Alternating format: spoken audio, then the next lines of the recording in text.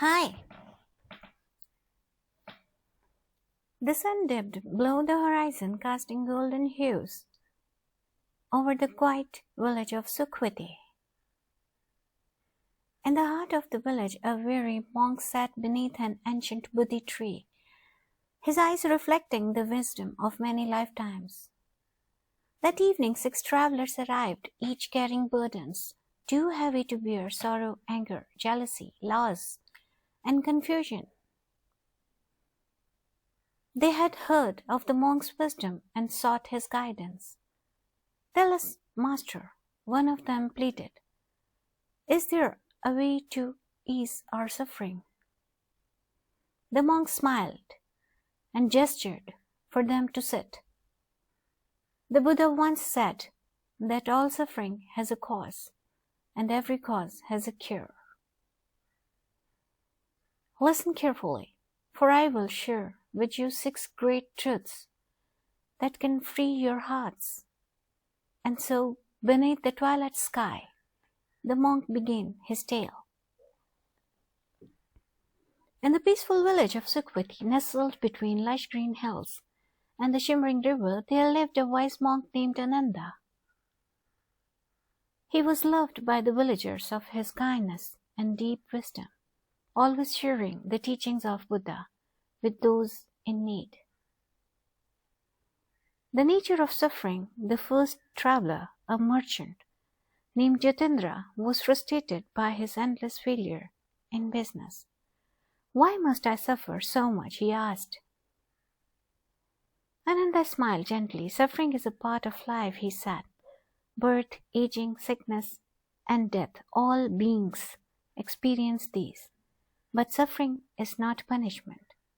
It is a teacher. Once we understand it, we can find a way beyond it." Jitendra reflected on his struggles and realized that his pain was not unique to him. He felt lighter, as if a great weight had lifted. The cause of suffering: the second traveler, a young artist named Leela, was tormented by jealousy. She envied the success of others and felt bitter inside. "How do I stop feeling this way?" she asked. Ananda pointed to the river. "Why does the river flow?" "Because it is pulled by gravity," she answered. In the same way, suffering flows from craving and attachment. Ananda explained, "When we desire things too deeply, we become bound to them.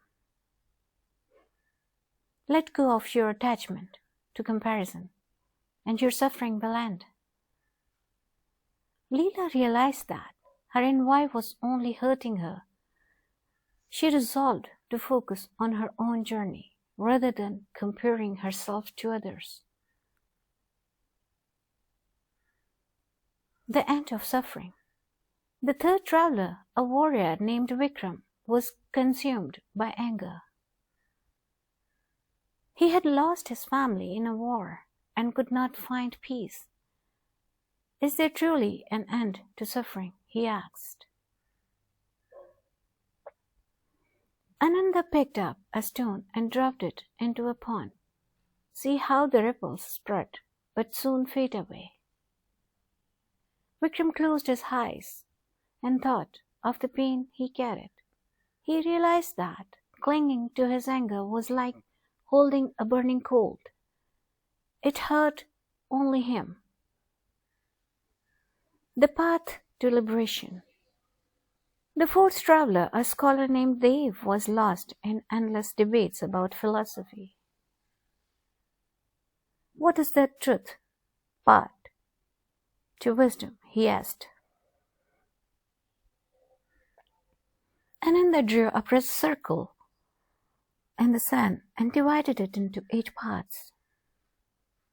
The Buddha taught the eightfold path: right view, right intention, right speech, right action, right livelihood, right effort, right mindfulness, and right concentration.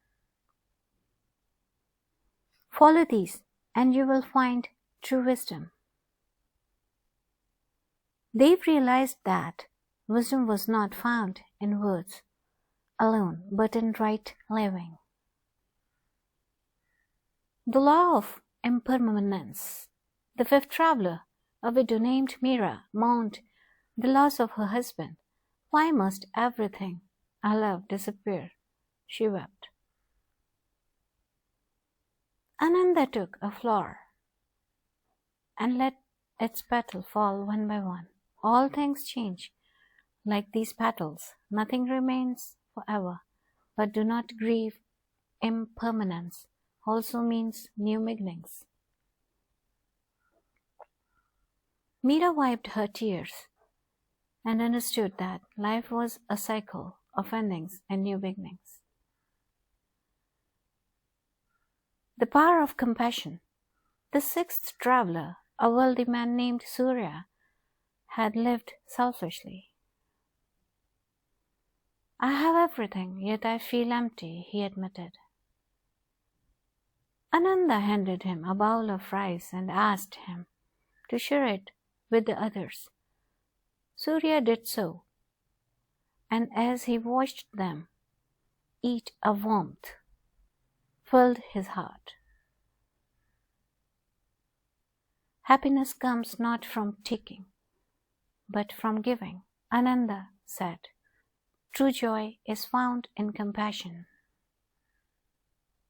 Surya smiled, feeling a peace he had never known before. The path forward, the six travelers bowed before Ananda, grateful for his wisdom. They left the village with lighter hearts, carrying the teachings of the Buddha in their souls. From that day on, they lived with wisdom, kindness, and mindfulness, spreading the light of the Dharma wherever they went. And so, the teachings of the Buddha continued like ripples on a pond, touching hearts across the world.